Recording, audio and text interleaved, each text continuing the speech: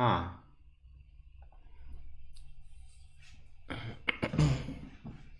Okay, sorry about that. Now everything is working. Please let me know if the sound and video quality is good. So, for some reason I started our stream, but it didn't start properly. I don't know because of what, but anyway, let's start now. I hope that guys, you can hear me. Please let me know whether the sound and video quality is good. Today our topic is extra exchange in the end game, and I'm going to explain how to convert extra exchange when you have when you pass the game into the end game. Because, well, yes, extra exchange provide you with a lot of advantage. Well, I cannot say that it's enough material advantage to win the game, sometimes not, but it's an advantage that not everyone knows how to convert properly. There are several ways, and we are going to talk about the concepts, your typical plans, and some other ideas. So what do you think? What is the best way to convert your extra exchange in the end game? What you should typically do? What if there is a lot of pawns on the board? What if just there are a few pawns on the board, let's say 2 or 3, and if you lose, if you exchange even all the pawns, then the game is likely to be absolutely drawing, theoretically drawing.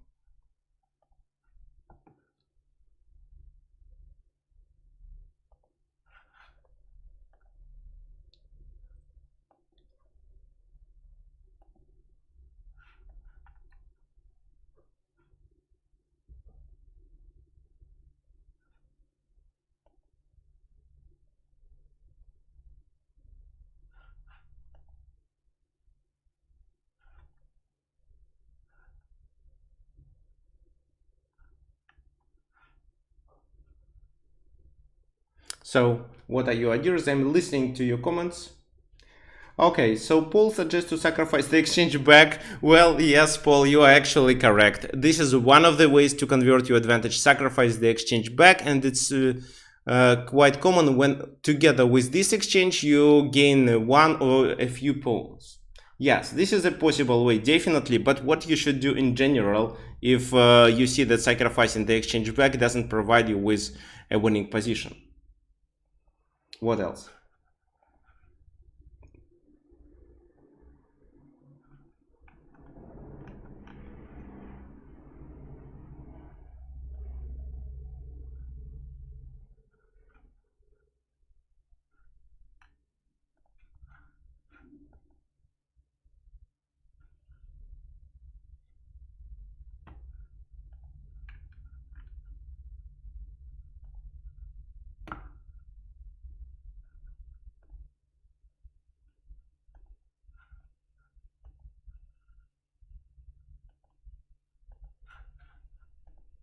So who can tell? Okay.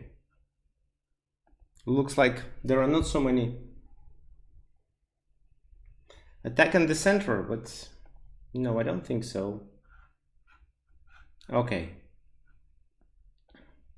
Okay, guys, so one of the ways is to sacrifice the exchange back, but this is not what we usually try to do. Usually we understand that the rooks are better because they can do a lot. They move through the long distance in just one move.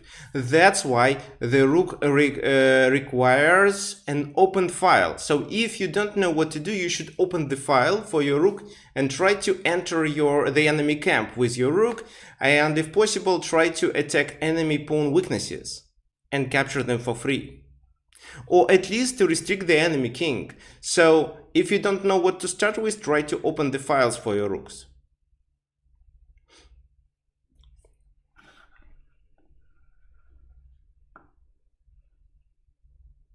What else? Even if your opponent creates a passed pawn with your rook, you can always attack it from behind and stop it. But okay, let's stop talking about some random stuff. First of all, we are going to take and analyze this game between William Lombardi and Bobby Fischer. Bobby was black and he has extra exchange in this position. There is one pawn as a compensation. However, Lombardi just played this move, Rook e1, which was a blunder. Instead of doing it, he'd better try to do Rook e1, for example a6, then maybe h5 to restrict the black's option. Black is still better, but it's not a completely winning position.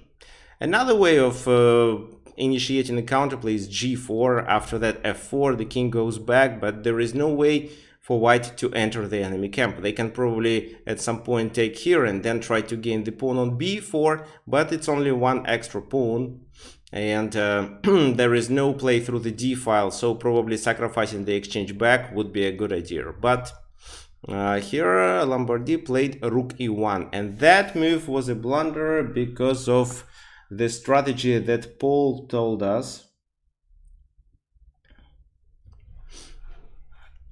Now we can sacrifice the exchange. But well, Bobby Fischer played it quite quickly, and he realized that this position is completely winning. This endgame with equal number of pawns is completely winning. Why? Who can answer?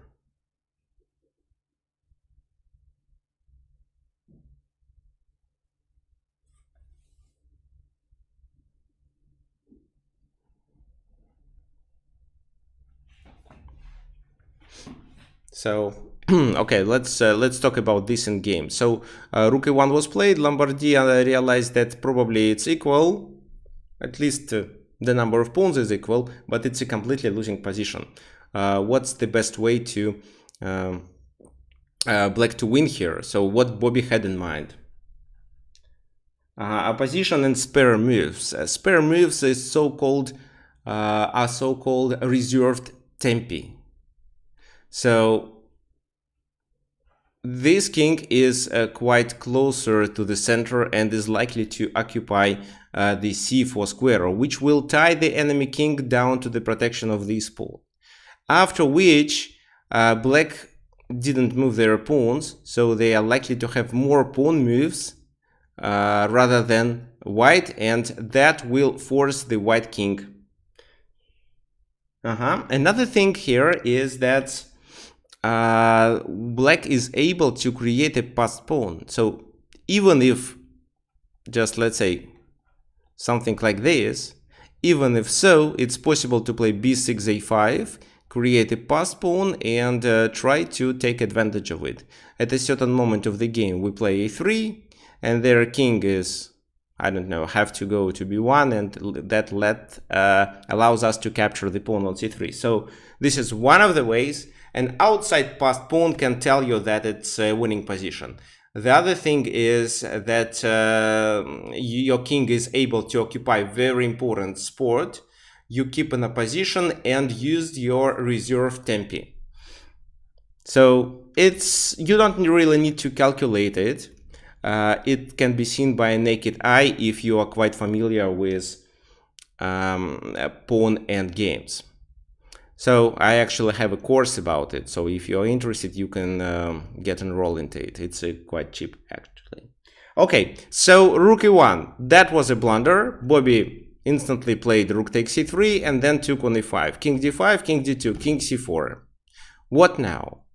Well, it's possible to play King c2, but then h5. And with h5, black has 1, 2, 3 reserve tempi. For example, f4, b5, 2 reserved tempi.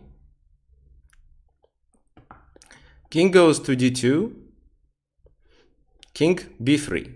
Well, of course, there was another way of playing here. For example, b6.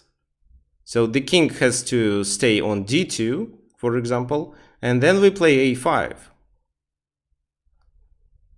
Well, we are attacking the pawn, so they have to take king c2, a4.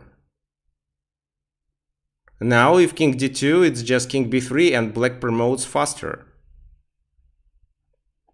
Like that. So, c4, we take on c4, so they have to play this move, then a3, c4, and a2. So black promotes faster. If, let's say, not king d2, but king b2 in this position, Then, well, a3 is interesting, but I think that this move is better. King goes to a3, king c3, king a4, and black is closer to these pawns. So like that. Then this. No, wait, what I'm talking about. King goes here, just this pawn can be taken. King goes here, this move. And then the f pawn is promoted. So two these ideas allow us to win the game. So in the game it was h5 and Bobby played b6. King c2, g5. h6 now, f4, g4. So now black has to move, and here black continued with a5.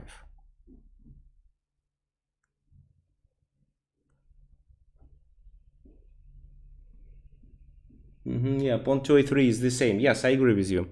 So b takes a5, b takes a5, and this is how he won the game. So quite similar to what I demonstrated. If we go back a bit, so let's say king c2, h5, f4, and here b6 is really good, but b5 also wins. How does this move win?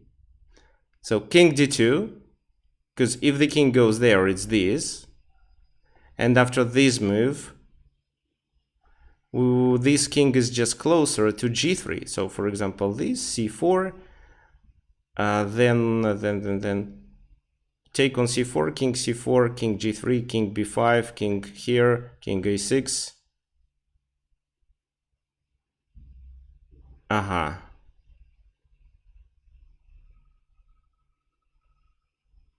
Then this,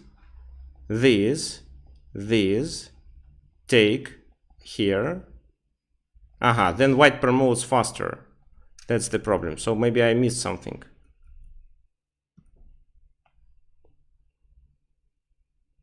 Okay, then let's just play this move, and after king goes to b2, then king e3. King b3, here, c4, take on c4. King takes here, king c5. Then which pawn to take? This. King goes there. King g4, king a6. This. Then the pawns are promoted simultaneously, but not simultaneously, but black promotes with a check, so king a7, and with a staircase maneuver you can stop the pawn, or you can just sacrifice your queen and simply take on h4 and promote the h pawn. By the way, who remembers about a so-called staircase maneuver? When the queen comes closer and stops the pawn promotion. Who remembers? If you want, I can demonstrate it here.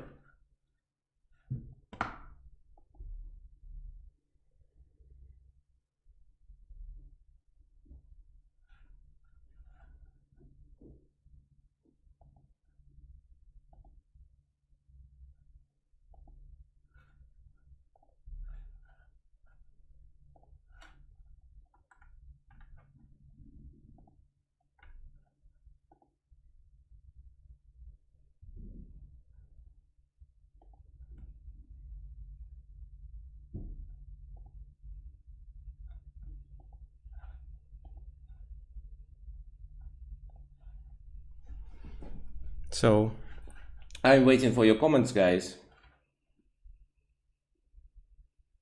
Yes, okay, let me show you. So not everyone is familiar. So this is a staircase maneuver. What does this thing do? So first of all, our task is to get the king to stay in front of the pawn, which stops the pawn from promotion. And if that happens, it allows us to move the king. So our task is to not let him to promote the pawn, but to keep the king, preventing it. So, and if he does this move, we continue with the queen. So he can go here, but we come closer. Let's say he does this move, we still come closer. Now the king may go back, or the king may go to d7, let's say, or d8. In such a case, we play this move, we come closer and stop the pawn. So this, king goes there, We go there. King has to go to c8 only. So look at our maneuver. So it's like a staircase. Now what? Queen c6, checking the king and attacking the pawn, so he cannot leave it unprotected. He has to go there, which allows us to bring the king closer one step. Then this, and we repeat the position, we repeat the same strategy. However, here it probably is better to play this. If the king goes further, we block with the queen and then bring our king. And if this move is played, it's a check, king b8, and we move the king closer. Again, they do this. Let's deliver a check. If they go there, it's another check. If they go there, it's this, and now the king comes closer again. King a7. So we can do a check, as well as we can just play queen c7. They go here, this. King goes here, and this is just a mate. If it wasn't a mate, it was possible just to do this, pin the pawn, and capture it on the next move. Okay, so I think that now you're familiar with it. So in this game, our winning strategy was to convert our extra exchange by sacrificing it back and obtaining an absolutely winning pawn in game. Now the second example. So wait. Not this, just a sec.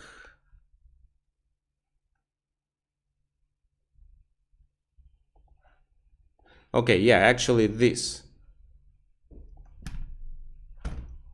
Do you see any arrows on the board?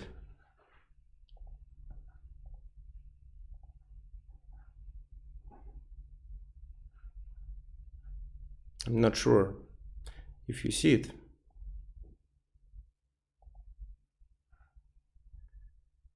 You shouldn't be. Okay, no, you don't see, because TheChess introduced this new feature, which is so annoying, because it demonstrates all the lines that are possible, that are already played. So no arrows, perfect. What do you think white should do in this position?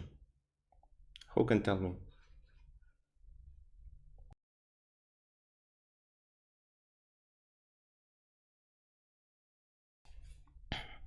Okay, let's continue. So what are your suggestions?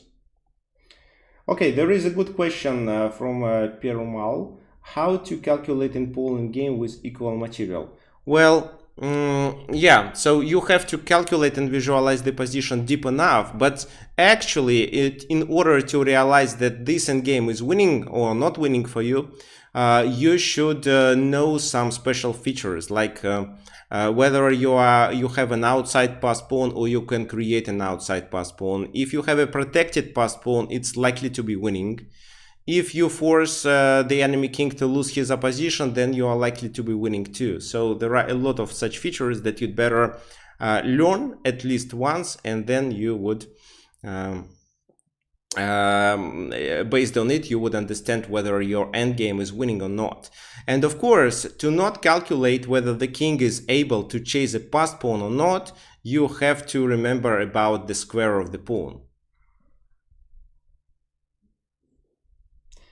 Yeah, so it's quite...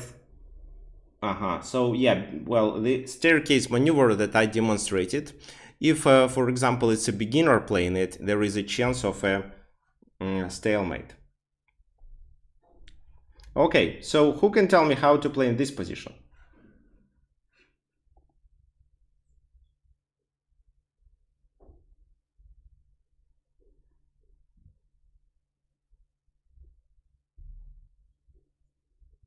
Okay, so there is another good point, actually, another question from Malabika, whether the rook is better than a bishop and a knight in the endgame or not.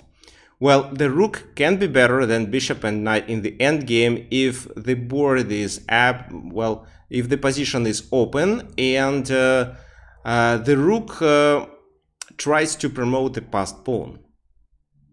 In such a case, the rook can be stronger. The rook and the passed pawn can be stronger than two minor pieces, bishop and knight. But usually, in most cases, two minor pieces are better than a rook. Okay, there is a good suggestion. So with the queen and the bishop here, you can initiate an attack maybe by doing this move, queen e2. Queen e2, and what happens then? So this is the threat. So bishop c6 trying to exchange. Rook d2, but rook f1. The bishops will be exchanged. If something like that, just queen b5 offering another exchange. Bishop, sorry. So once again, here, here, here, here, here. Queen b5, bishop d3, queen b8. And then it's not a winning position for black. Okay. Doing such move like this, which is also attractive in this position, doesn't win, because black sacrifices the queen for bishop and the rook, and it seems that they are able to get a fortress. So their bishop goes to f1, the rook is somewhere protected, and they just play any random moves, and I don't see how black opens the white's position and takes advantage of it. If, for example, there were some pawns on the queen side, then maybe black would win, but in this position there is no way.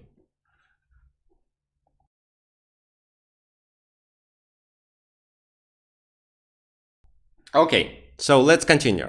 The move that was played in the game was not queen e2, not rook a8, but queen takes a4. The bishop is hanging. That means that the bishop has to take on a4. However, after that, black creates this unpleasant pin. White tries to get rid of this pin by doing this move, but then bishop c6, bishop b3. So that's the point.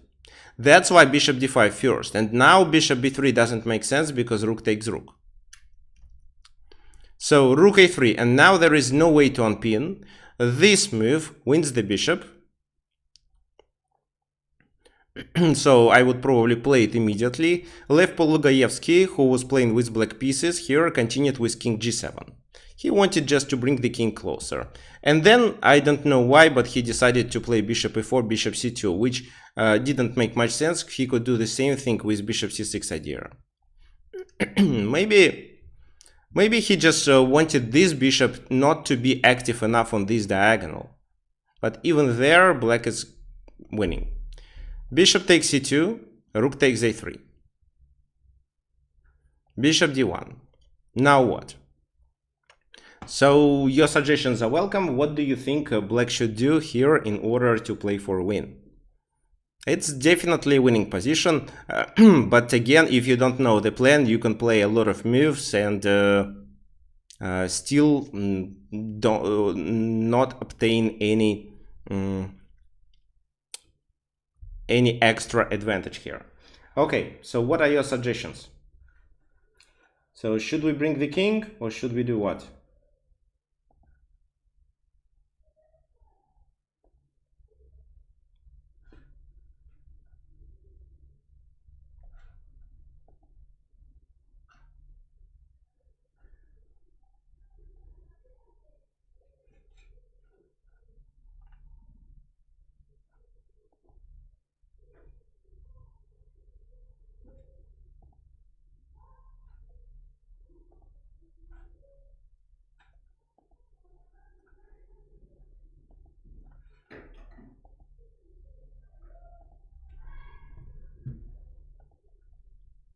So what do you suggest? So king g6, rook a2 restriction.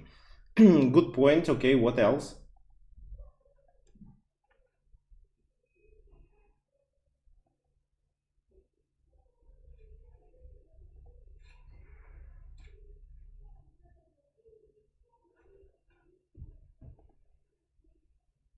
Maybe rook a1 too. Yes, rook a1 too. So yes, we should bring the king, but why you guys suggest king g6? The king should be in the center. So on these squares, ideally on d3 or on c3, trying to restrict this king. Rook a2 cutting the king off makes sense, but even if he goes to d2 after this check, he has to go back to protect on f2. So rook a1, king here, check. Well, actually, king f6 was played. Bishop f3, king e5. Bishop g2, so finally white achieved what they wanted with the bishop on the main diagonal. Rook a2 check, and the king goes back to protect here. And your king should be here or here. So, because if, for example, there were pawns on two flanks, on the king side and on the queen side, you would try to combine the ideas of attacking both the queen side pawns and the king side pawns with your king and rook, especially with your rook. But here, with pawns only on the one flank, it's not so easy to find a way of how to make these pawns weaker, or how to win in a different way. So, if you want to succeed, you should do two things. You should combine some mating ideas, as well as weakening the enemy pawn structure to make the pawns isolated and to try to capture them with your rook. So the first part of our plan is to move the king to c3. King d6, there is nothing else they can do. Well, that check wasn't so helpful, and then Polugaevsky repeated the position. Now the king is on c3. Right. So bishop f1. What should we do then? Doing this check, king e2. I think there is no Zugzwang because of the bishop. If there was a knight and we restricted that knight, then probably, but no Zugzwang, so we cannot hope for it. What do you think we should do?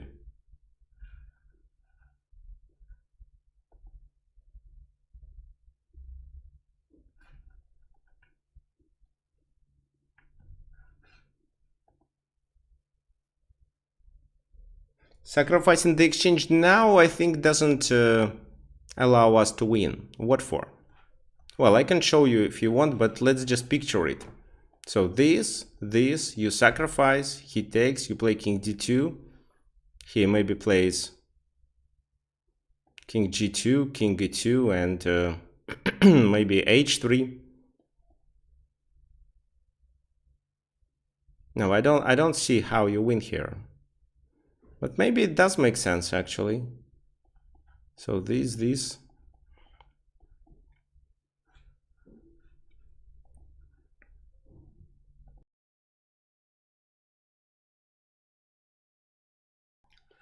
So what happens then? King d2, king...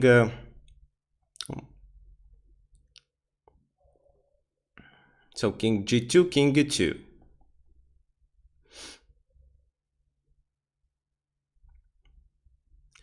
And, well, there is no Zugzwang again. They have to do something like this. So let's say h3, h5.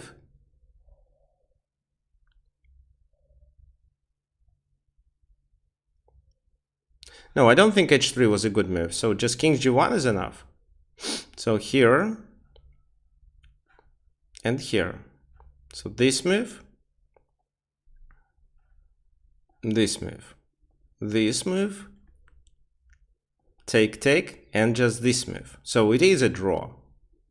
Black has no way to progress.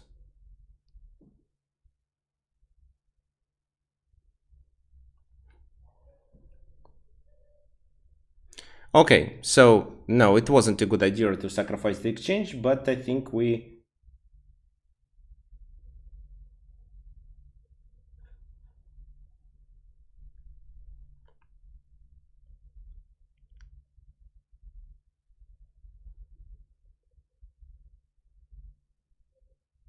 yeah, but I think we should find something else. Okay, what are your suggestions? Getting the king to c2, how does it help? Does anybody else except pawn can suggest anything reasonable? So here we come up with the second part of our plan.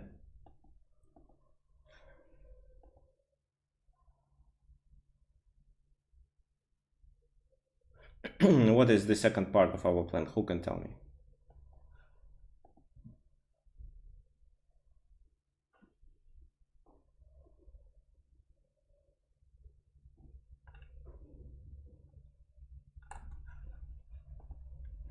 Okay. Pawn to e5. Yes, that's clever. Not king c2, rook b1, because it doesn't really make much sense. It doesn't allow you to progress. But e5. e5, bishop g2, f6. Now, doesn't really matter how they play bishop f1 or bishop h3. In the game, it was bishop h3 and then f4. The idea of this move is to create a weakness. So we either play this move and checkmate the king then, or we take here and get our king closer, after which we can take this pawn. Or we can capture and take the pawn on h2. So that means that they have no other option but to take on f4. Now, if they take, its rook goes there, and we take here and try to attack the pawn on h2. So f5, rook h4, we take this pawn and create a passed pawn. Bishop goes away, take, maybe here, and then we have a passed pawn.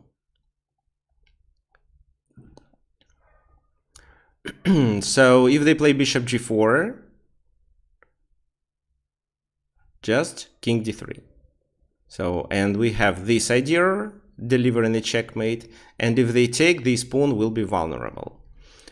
Okay, so that was bishop h3 move, and we are going to continue with this move because it happened in the game. Let's talk about bishop f1 in this position. So bishop f1, there is no big difference. You still do the same thing and then play rook b4. f5, rook e4 check. The king is forced to go there.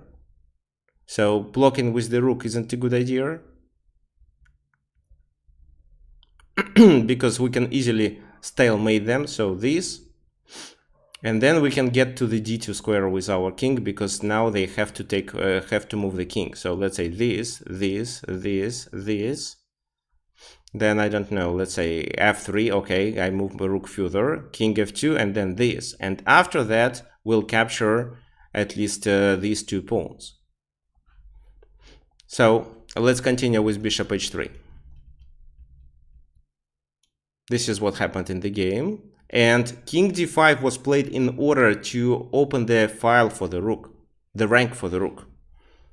King f1, the rook goes there, and rook captures on f4. So here, with some mating ideas, we were able to provoke our opponent to take on f4 and make these two pawns isolated, which means they are easy to attack for us now. Bishop goes to d3, rook b4. So the rook is located in the distance to so that it doesn't interfere the king's actions, as well as the rook doesn't become the object of the attack. King f3, king f5. Bishop f1, h5, restricting the king. And then we play check. The king has to go to the second rank, h4. And we come further. And our other idea is to advance the pawn. For example, if h3 is played, here we can just continue with this move. Then what? Well, let's say this. King goes to e4, and then we simply push the pawn to f3, cutting the king off and making this pawn a weakness. If they play f3, then the king goes further and they experience real problems with the king's safety as well as with the weakness on f3. So bishop c8, f5, and we are threatening with h3. Well, maybe he could do h3 now, f4 and bishop g4, but it wouldn't work. Here we still can play f3 and then either checkmate the king or capture this pawn. For example, f3, king g1, rook b1 check, king h2, and rook f1 attacking the pawn. And it's not a stalemate. Well, I can show you. So let's say this, they move, we check, they go there, we do this, and if they take,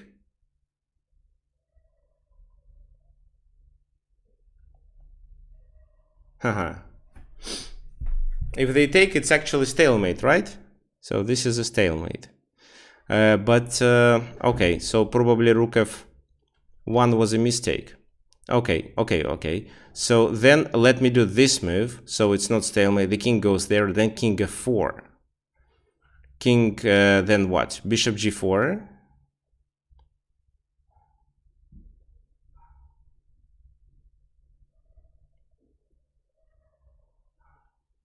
And in this case, I play this move.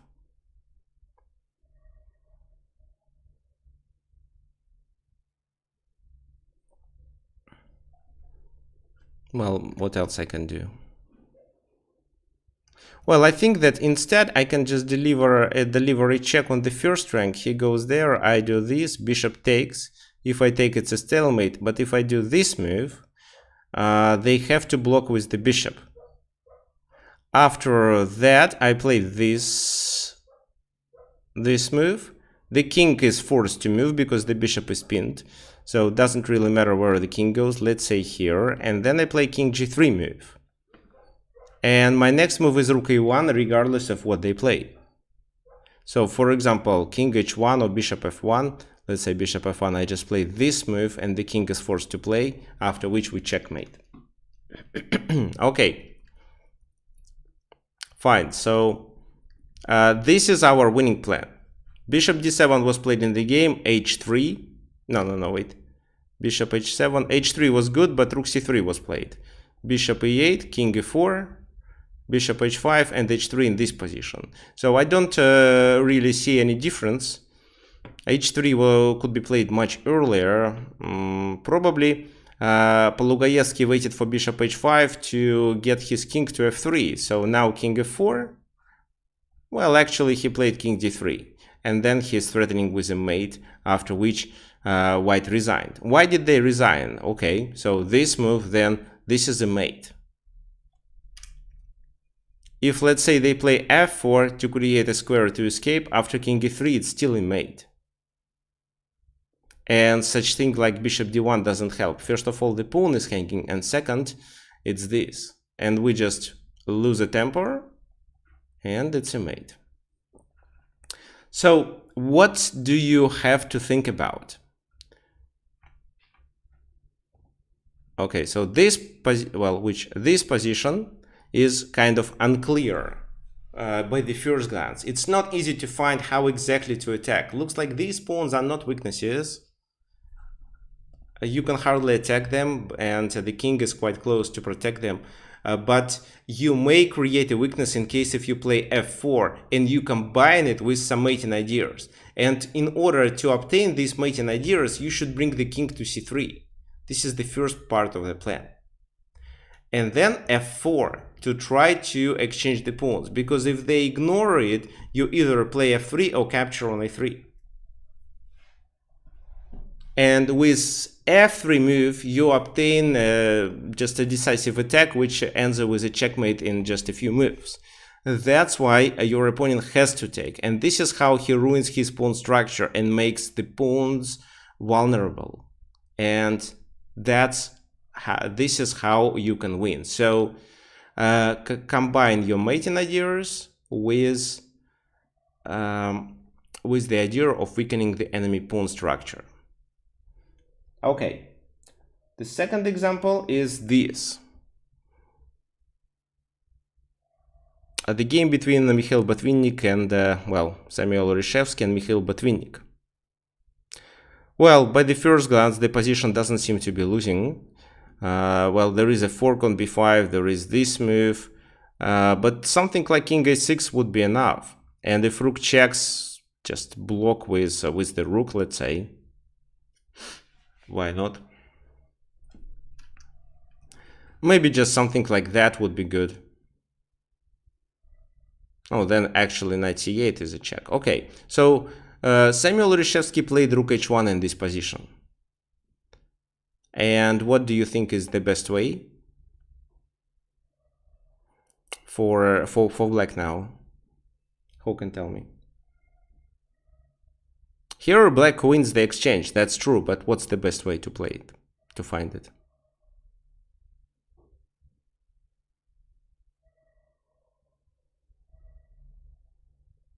There are two options, but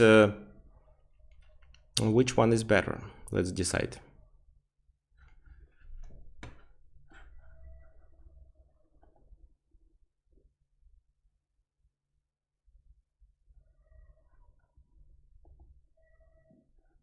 So I'm looking at your comments.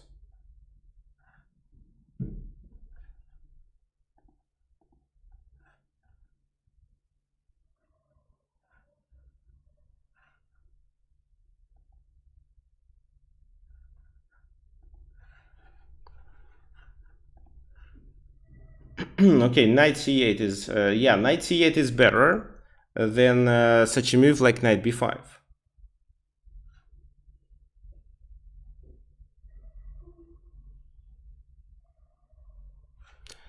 Well, in the game it was knight b5, but let's look at knight c8. So first of all, if the king moves, rook captures with a check, or knight captures with the check. So let's say this move, it's a check, so there is no possibility of a mate in this position. For example, if the king goes here, it's well, you can just do this move, or you can just retreat your rook and then play rook f8 if needed. With extra piece, you win with no doubts. And that's why they have to sacrifice the exchange, which makes the king further from the place of action and the rook active enough. So I'm sure you understand that they have to exchange the rooks. Otherwise, they experience serious problems with the pawn on c2. Let's say this move, this move. I don't know, king b7, for example. Rook takes c2, rook takes c2, rook takes c2, and the king is cut off, while the pawn is vulnerable. So it's fine just to bring the king, like that, and take on f2 at a certain moment, and then just promote the pawn on e3. This is how the game would end quite quickly. But what happened in this game? It was played knight b5. King b7, knight takes c7, bishop c7, so there is no attack. And at the same time, the king is closer. However, that wasn't the best way. The best way here was to continue with rook h8. King goes here, rook takes rook, bishop takes c7, and then after that move c4. So this extra pawn would allow white to obtain some drawing chances. Because now this king is not cut off, and this king can hardly go to the f-file. Moreover, if it goes, then the pawn becomes really dangerous. So this game would end in a draw, I think. But bishop c7 was played. Rook d4, c3, rook c4, attacking the rook. So white is doing right things by moving their moving their pawns to the dark squares. Bishop a5, king d7. Rook d8 was played, king goes to e7, rook d2. Now the rook defends the pawn on f2. Rook goes to d6, so this move doesn't work, it's just rook takes rook and then with a check, and then rook takes d2. So rook a2, king goes to d7, rook c5 attacking. If, for example, they continue with bishop b4 this time, it's rook c7, and then if this move rook a6, and after the king goes there, it's rook b6, king goes there, and king c8, and there is a chance to checkmate with this move. So, for example, bishop c5 is the only way, and well, you can take the rook, of course, but I'm looking, you can just do this and checkmate. So bishop b4 didn't work. That's why in the game it was bishop b6. Rook takes c3. Well, maybe there is anything better to play. If, for example, this move to protect this bishop.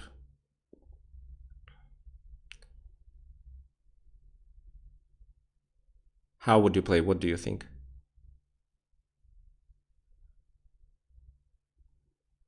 Well, most likely this, forcing the king to go further.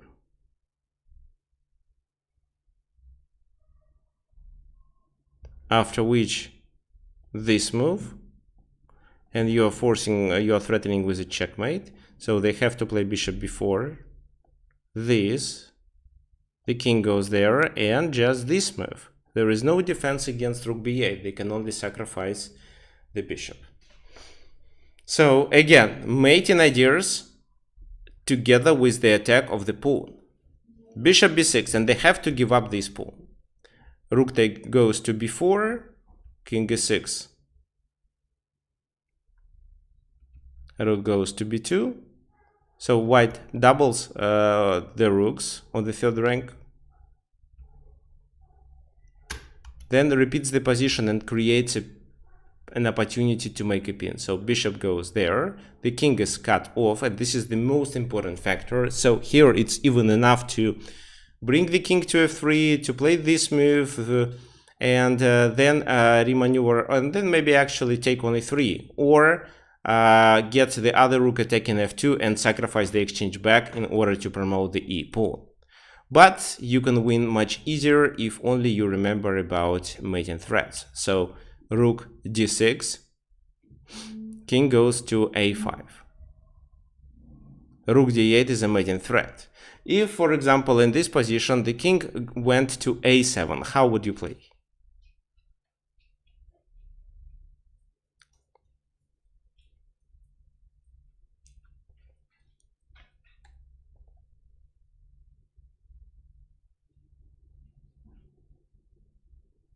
So who can tell me?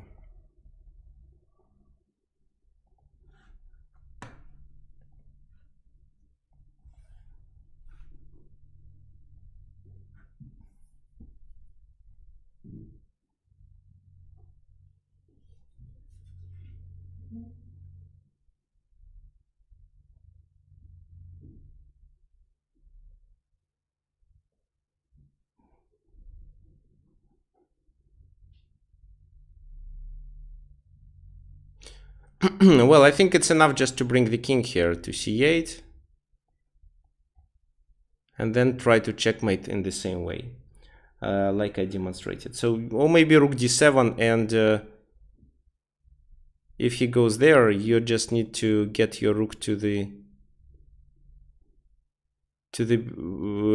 back rank, to the 8th rank.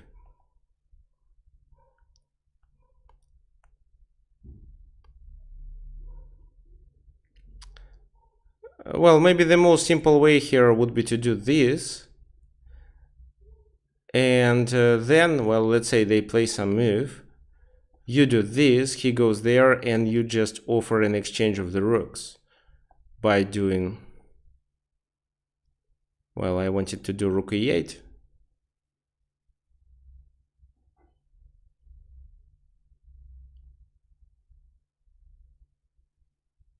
I want to keep the rook on the b file here. So I'll do this, threatening a mate. They take, the king is cut off, and then I just go here and at a certain moment sacrifice on f2. So there is no way to get this king involved. This is how you can win. In the game it was king a5, and then after rook d8 they are in trouble. So king goes to a6, and now it's just a simple tactical strike, which was not even required. So rook e3, and after f takes a3, it's rook a8. The rook is lost. But even if, let's say, not rook e3, but something else, for example, this move, bishop a7, it's a completely winning position. Move the king to f3, and what white can do? Nothing. So you move the king here, you play the pawn, and at a certain moment of the game you sacrifice and attack this pawn with your rook, and because the enemy king is too far from the place of action, you win. Okay, fine. So let's continue. I have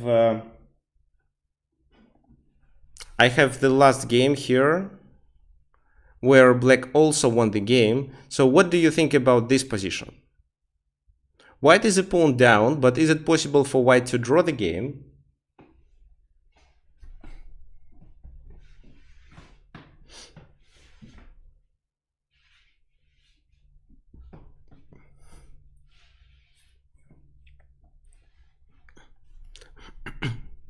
So who can tell me?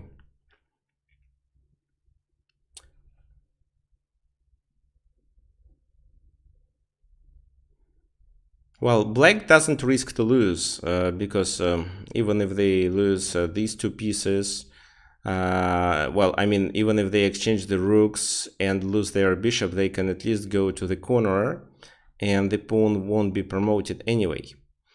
But white may lose the game. What they should do? What's the best way? Who knows?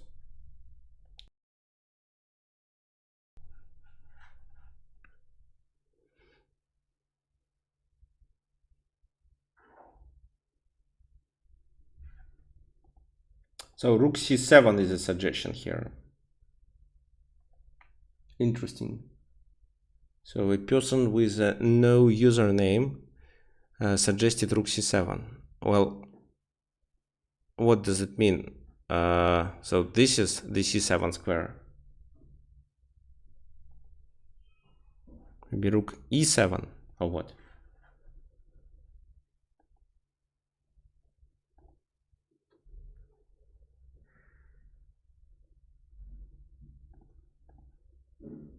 Rook f2. Oh, the question is what white should do. So black may play rook f2. Yeah, so rook d8, for example, just a random move, rook f2, king b3, even check, king a3, and then even b5. It still can be a draw. So, for example, a takes b5, a takes b5, rook b8 just. So b4 cannot be played, rook takes b4, and there is no pin because your own rook is hanging. And you can try to blockade it with your bishop also. So bishop goes there, then b5 becomes more vulnerable. So yeah, it can be a draw. What happened in the game? Instead, white decided that they don't need this move and they can just sacrifice the exchange with these, but then capture this important pawn on b6. And the position becomes drawing. This is what white had in mind, but actually it's not. And again, it's not because of the king's position. If the king was somewhere in the center, it would be a draw.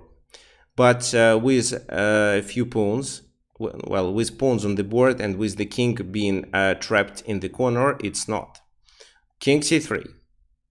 a5. Well, that was a correct decision. The pawns should be located on dark squares. Otherwise, king b4 and king takes a4. King c2, bishop a7. King c3, bishop b6. So they repeated. Rook h3. Rook h3 to deliver some checks here, or maybe to do this. King goes to a3, king goes to c4, check.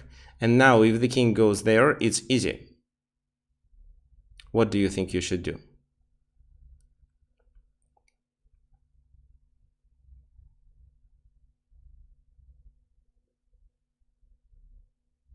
No, well, not so easy, because if you sacrifice the exchange this time, the pawn cannot be promoted. That's the problem. The pawn can be promoted only if the king is somewhere else, out of the square.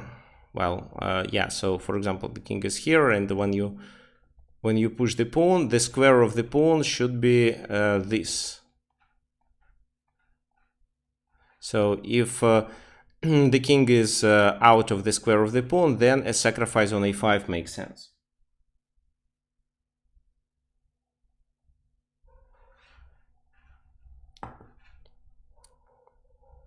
If that happened, I think you can combine two ideas. First, how to checkmate the king, and second, that this bishop doesn't have many squares to move to and may become the object of the attack. So, for example, you play rook d3 move. They cannot play with the king, they can only play with the bishop.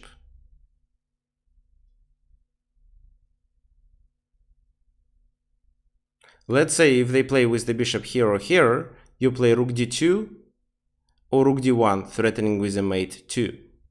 So the bishop has to go to a7 or c7. For example, the bishop goes there.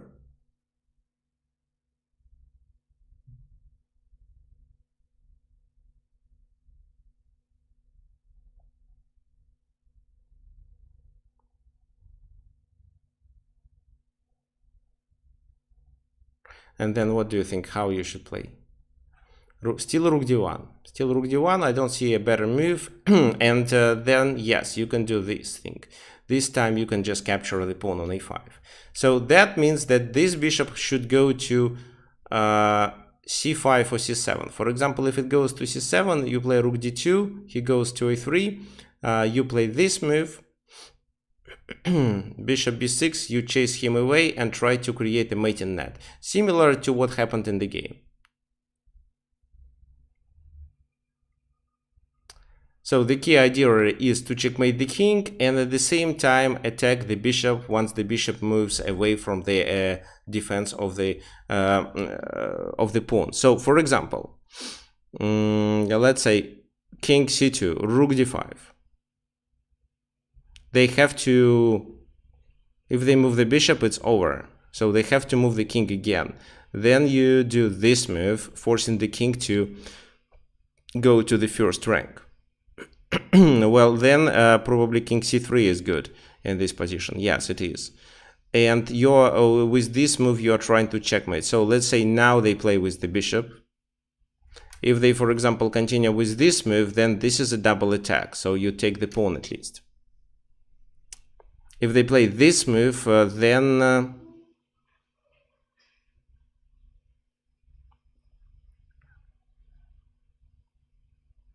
then for example, this.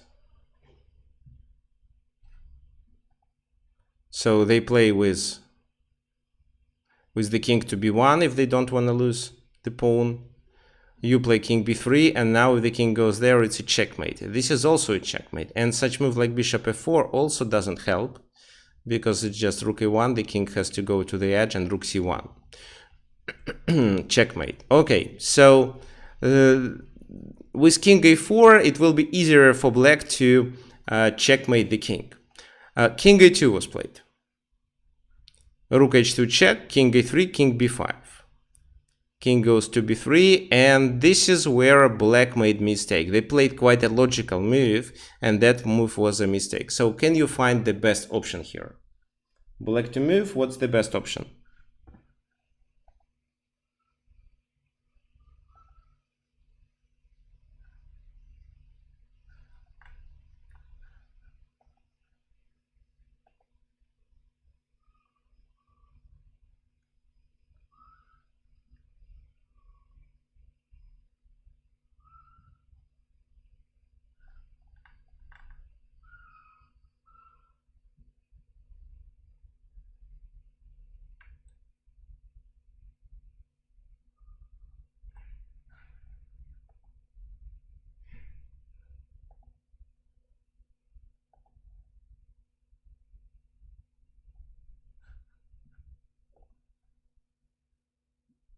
Well, rook h3, yeah, and rook h3 was the most critical mistake, which now means that the position is no longer winning. Rook h3, then the king goes to c2. King c4, king d4, and he escapes. Now you cannot deliver a checkmate. And sacrificing the exchange back doesn't make sense. You should force the enemy king to stay on the h or g file to make it successful, which is also impossible. So instead, here you'd better play rook d2. King goes to c3, rook d5. Let's say bishop f2, and this position would be winning. You could just capture the pawn and try to promote it. If the bishop moves somewhere else, let's say to c7, you have this. So that means that the bishop has no moves and the king has to go to b3, and then you chase it away. And still continue the idea that I previously demonstrated. Instead, the rook h3 was played, but luckily white didn't take their chance, didn't move the king to c2, they played king b2, and now such move like rook d3 or like king c4 would help black to win. But instead they played king b4, which was also a mistake. King c2, rook c3. So black didn't figure out how to win, but black player was already 2480. But rook move to c3 is a just a blunder, after which the position becomes winning, equal, absolutely equal, because of king d2 or king d1. So the king goes away. While the king is trapped, there is a chance to deliver a checkmate, or to make a combination of a checkmate in ideas and the attack of the bishop. So king goes to b2. This is what happened in the game. But let me quickly show you. If the king goes here, how to play. Well, king c4, king goes here. King d4 is not an option. So let's say maybe this move. They just do this. And every time you try to do this, the king goes here. And there is no possibility to chase the enemy king to the edge of the board. So rook c3. Luckily, white played king b2, and the king is trapped again.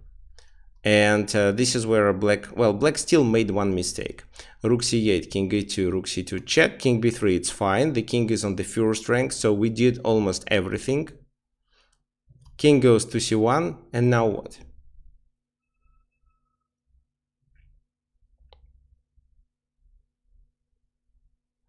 What's the best move? Who knows?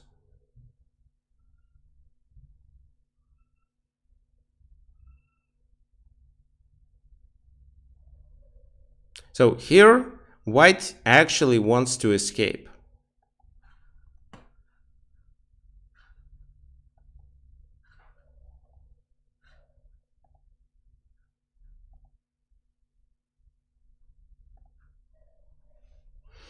How do we deal with it? So white wants to escape with king d1 and so on. In the game, black continued with king c3, trying to stop it, but king d1. So that is a mistake. But if you, let's say, play this move or this move, that would work. For example, rook h5, attacking the pawn. They cannot ignore it. They play this, and with rook d5, you stop the king. At the same time, the bishop cannot move. Bishop c7 is a blunder. Bishop cannot go neither here nor somewhere else, because they have to defend the pawn on a5.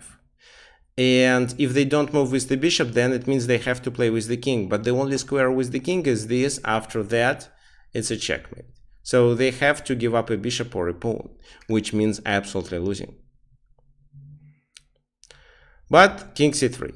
And then for a few more moves, the position became equal. And finally, black won the game only because of the blunder bishop c5. Now I want you to find how to take advantage of this move. Who can tell me? So I'm waiting for your comments, guys.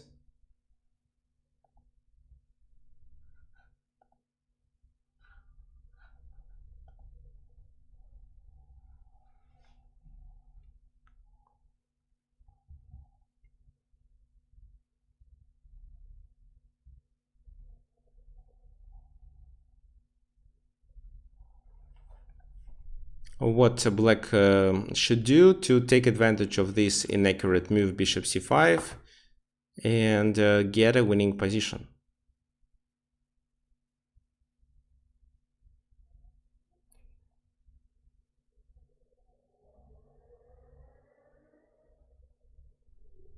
Okay, yeah, good point. Why this move is a blunder? Well, this is what I ask you to find out. Okay, so no suggestions, that's why let me demonstrate it. It's a rook e5 with a tempo. So for example, it was better just to play some random move, king f2, the game would continue with this, then the king goes to, let's say, g3 maybe. And there is no way to go to e3 and try to chase this king off, because of this bishop being on this diagonal. But after bishop c5 and rook comes to e5 with a temper, and what? They have to defend the pawn, so they have this or that move. So let's say they go to b6, then rook f5, king goes to g2, and because the enemy king is cut off, here you can take advantage of the king being closer to this pawn, sacrifice the exchange and promote the pawn. For example, what now? They cannot move with the king closer, so this. Then they play king g4, you sacrifice, they take, you take, king goes there, and you simply shoulder this king. So that's why this is a blunder. Rook a5, bishop b4 is the second move. This move was played in the game. King goes to d3, king f2, and rook b5. So now it's not so easy to defend the pawn. It can be done only through the e1 square. But after this move, it's rook f5, and the king has to escape, leaving this bishop more vulnerable. So for example, king g2 or king g3, and then king e2. So what now? Now the bishop is under attack. If the bishop goes here, it's just a fork. If the bishop goes here, it's this. And the pin. But maybe that wouldn't happen in case if the king goes here. Well, okay, right, you play this move. Let's say the bishop goes there. Now you don't win the bishop, but it's still a winning position because you are able to chase the enemy king to the edge of the board.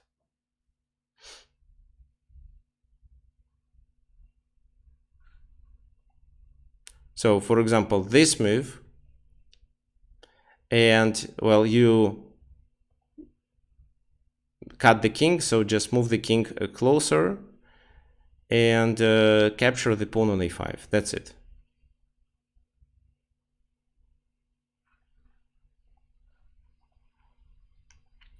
So king e2 was played, king g4, this is how white continued, but after rook c5 they resigned because this move is a blunder and anything else would lose the pawn on a5.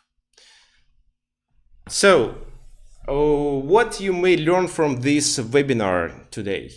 So first of all, when you have your rook and your opponent, for example, has a bishop or a knight, it's quite beneficial if you try to open the files so you get more space for your rook to maneuver. The best way is to enter the enemy camp and try to attack pawns on both flanks. If you're playing against the knight, it means absolutely winning because the knight cannot move from one flank to the other flank to defend pawns properly. But when it's bishop, it's a bit harder, but still possible. When you see that all enemy pawns are protected, you may consider an exchange sacrifice for the enemy bishop or the enemy knight and some pawns, or even just to the enemy bishop if you believe that the end game, the opponent game that you get is completely winning. But if all this stuff doesn't work, then you should base your ideas on two things. A mating net for the enemy king, which provokes your opponent to play with his other pieces, for example, with the bishop, as well as the attack of the enemy pawn weaknesses and the enemy bishop or a knight that they have. So remember about these two ideas, and I'm sure that you will convert your extra exchange properly. Okay, so we are done for today. Let me tell you what else I prepared for you. Let me find the list of the topics. Okay, so tell me which webinar would you like me to conduct next. I have tactics in King's Indian defense, tactics in Benoni defense, how the king protects himself, Sicilian defense, how to fight against Keres attack, Caro-Kann for black with, well, advanced variation of Caro-Kann with e45 for black. Like play like Ali Reza Firuza, for example, his best games. And positional play against King's Indian pawn structures. So these 7 topics. Which one would you like me to do the next?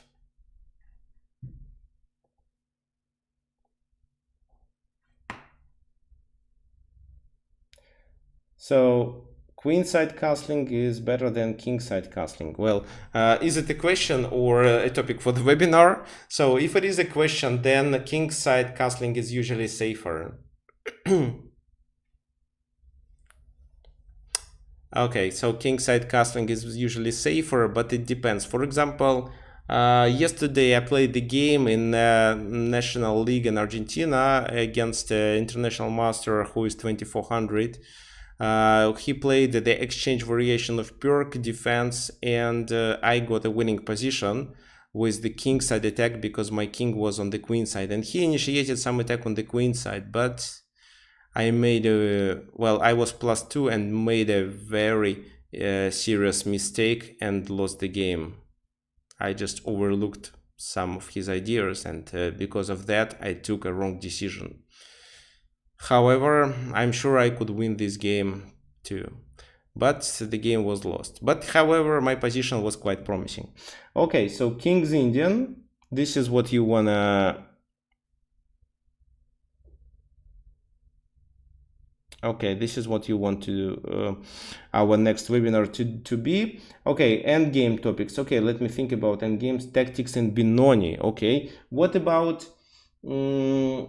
okay, there is a good question. Can you teach like calculating and starting? What do you mean calculating and starting? So calculating in the beginning of the game, so in the opening stage, or calculation for beginners? Please clarify which exact topic would you like me to cover.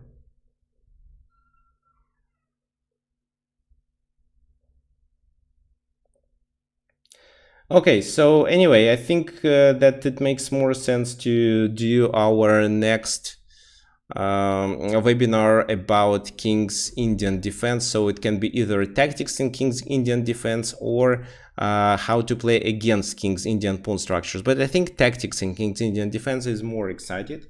So that's why we're gonna do our next webinar about it. Do you have any other questions for today?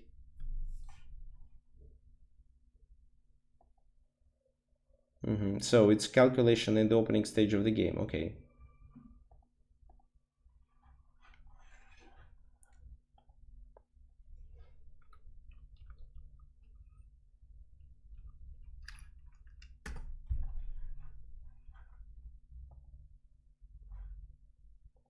Okay, and for those who is not familiar with our online chess school, Chess Lands, this is our website, and this is where you can schedule your free trial class with one of our coaches. You just click here, schedule your free chess lesson. There is a list of coaches. For example, you can choose International Master Berliv Zlatanovic, choose the time zone which works for you well. So this is your time zone. Well, right now I am in, it can be uploaded automatically, but for some reason it doesn't work automatically for me. So I have to choose America, Argentina, Buenos Aires. And this is how I choose the time that works for me. That would work. And so what then? Let's say you choose this time, you click, then you enter your name, your last name, your email, proceed to payment, and your credit card number. And as written here, so we don't charge. This lesson is free. We just hold $2 on your card, and this money is released in a few days. Usually it's 2 days. And this is how you book a class, so you can have a lesson for free and then decide whether you need a chess coach or not. Well, if you are looking for 1 hour class, then you do the same. So you choose your coach. Let's say it's Nikolai Yordanov, FIDE Master, and there is a rate, so it's $30. So for our FIDE Masters, charge $30, except me. So here you choose time that works for you and do the same, but this is where you have to pay these $30 for a 1 hour lesson. So it's basically the same. Let me send you this link so you can schedule your trial class. if you want, of course.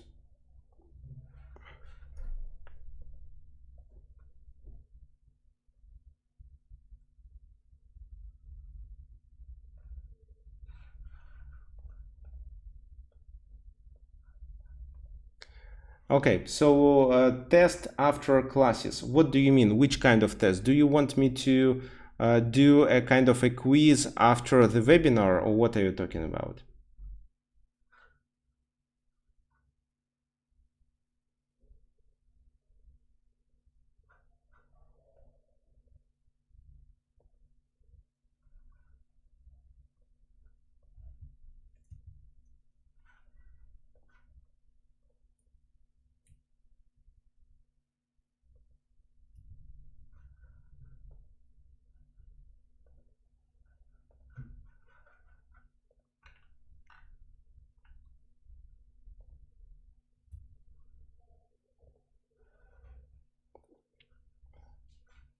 Okay, anyway, so let me think. Maybe I will think about some kind of a quiz, and there will be a 1 hour class as a bonus for those who will be who will provide me with more correct answers. Okay, guys, thank you for coming. See you next weekend. And so